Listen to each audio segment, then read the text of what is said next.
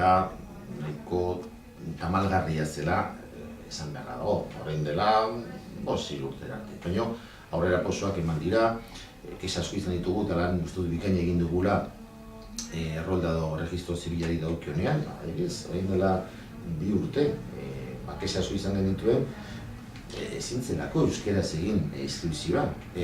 Alegia jaio berriak zirenen, momen inskripzioak ezin ziren euskeraz egin.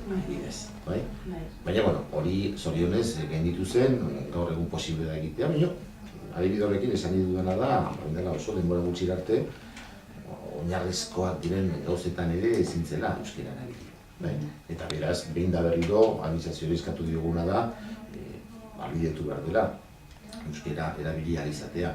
Oztopo bat zegoen eta zera da, justizia estatu mailako administrazioa dela. Eta gu, ahalmena daukagu, eskariak egiteko orduan edo kontrola egiteko orduan, euskal administrazio publikoekin, baina esan beharra dago, nola ez, Eusko Jaurlaritzak badituela hainbat eskumen edo egin dezakela eta zorionez egin du.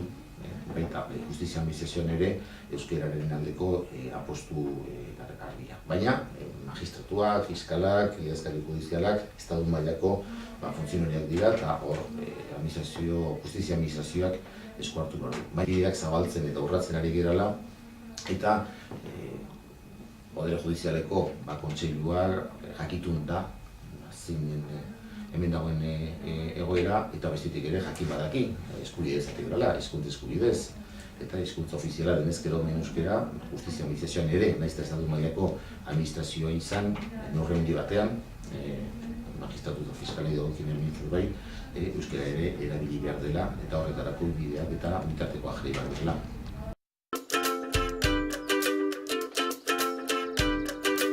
Euskal administrazio publikoi dagokienean, Jaurlaritza, Foru Aldundiak edo udalak, kexa kopurua ez da oso altua izan, horrek ez du esan nahi,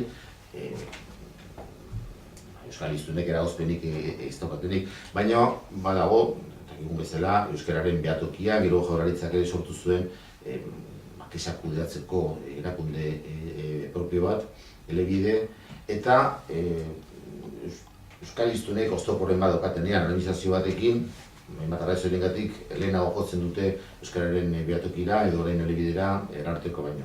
Arartekoa bilakatu da, kasu hauetan, bigarren instantzia moduko bat. Herritarrak aldiz, gehiago euskal hiztunak gehiago jotzen du guregana beste administrazio bat denean, adibidez, justizia administrazioa. Eta hor nik uste dut lan hona egin dugula. Lehen aipatu dut jaio berrien jaiotze inskripzioak egiteko orduan zeuden zailtasunak euskaraz ezin zirelako egin, edo adibidez bake epaileak figura importantea da, hainbat artean, eta batez ere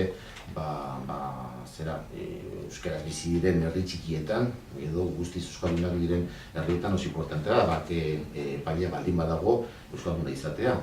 Jaso ditzaken edo jasotzen dituen eskariak edo arazoak euskaraz aztertu eta tratatu izateko herritarrekin. Hor ere egon dira hainbat arazo eta esku hartu genuen eta arazo horiek bideratu izan genituen.